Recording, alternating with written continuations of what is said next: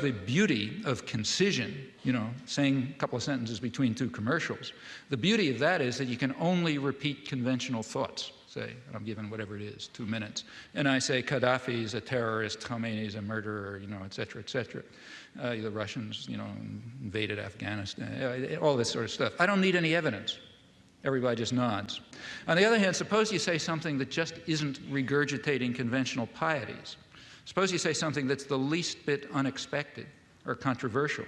Suppose you say, the biggest international terror operations that are known are the ones that are run out of Washington. Or suppose you say, what happened in the 1980s is the U.S. government was driven underground. Suppose I say the United States is invading South Vietnam, as it was. The best political leaders are the ones who are lazy and corrupt. If the Nuremberg laws were applied, then every post-war American president would have been hanged. The Bible is probably the most genocidal book in our total canon. Education is a system of imposed ignorance. There's no more morality in world affairs fundamentally than there was in the time of Genghis Khan. They're just different, they're just different factors to be concerned with. Now, Chomsky, thank you.